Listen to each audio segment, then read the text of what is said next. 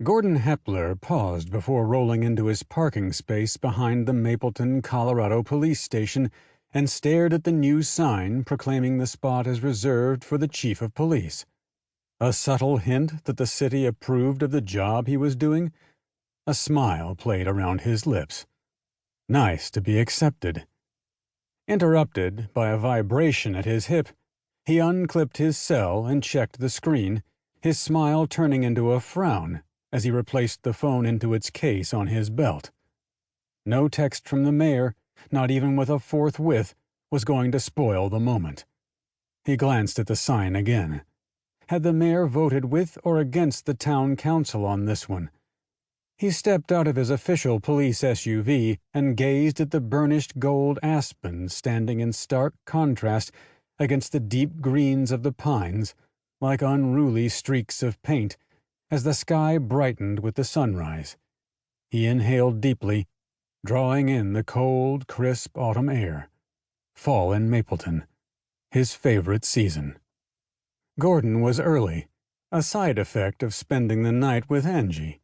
She was up well before dawn, getting things ready for breakfast service at her diner, Daily Bread, and he'd grown to enjoy the peace and quiet of the station prior to shift change. Gave him time to catch up on reading the night reports before most of the citizens of Mapleton awoke. He chirped the locks on his vehicle and used his key to open the rear entrance to his office. Inside, he flipped on the lights, shrugged out of his jacket, and draped it over the back of his chair. He savored the aroma of coffee from his travel mug, the one daily cup of fully caffeinated brew his doctor permitted, then appreciated that first sip. He needed to remember to ask Angie if her supplier made the same blend in decaf. Only after he'd finished half his coffee did he reach for the phone and dial the mayor's office. And what was the man doing in his office at 7 on a Monday morning? Could it actually be important? The man tended to interrupt him at lunchtime or when Gordon was about to leave the office. He put the phone on speaker and pulled up the latest budget figures on his computer. Had he gone overboard on his last requests? "Chief Hepler, thanks for returning my call." The mayor's voice carried a hint of irritation, not urgency. Upset at being kept waiting, even 5 minutes? "Mayor McKenna," Gordon said, and waited for the mayor to fill the silence, still scanning the budget. Nothing out of line. Had the grant for the in-vehicle computers come through? Or been rejected? But why would the mayor find out before Gordon did? After a pause, which Gordon assumed was because the mayor expected him to question the reason for the call, the mayor spoke again. "I need you in my office." No pleas, no explanation. With a weary sigh, Gordon shut down his computer. "On my way."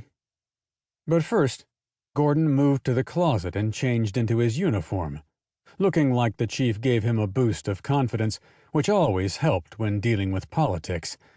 And besides, since Gordon had no clue how long the meeting would last, he'd be ready for his favorite task of the day, crossing guard duty at the elementary school. He grabbed his jacket and hopped into his still warm SUV. As he drove the short distance to City Hall, he automatically ran through the possible reasons for the summons. He reminded himself that the current mayor was hardly the corrupt tyrant his predecessor had been, but the immediate reaction to being called in without warning sent tendrils of doubt swirling through Gordon's gut. He served at the pleasure of the mayor, and an out-of-the-blue call before 7 a.m. was hardly going to come about because the mayor wanted to give Gordon a medal or even shower him with praise. After the special election to find a new mayor when Martin Alexander had left, Hunter McKenna had tested the waters one toe at a time. Now that he was hip-deep in running Mapleton, when it came to the police department, he'd become more hands-on than Gordon liked. In their last 2 face-to-faces, the mayor had hinted, and not so subtly, that Gordon's contract had been with the old mayor, and it had been a gesture of goodwill on the mayor's part not to demand blanket resignations from everyone.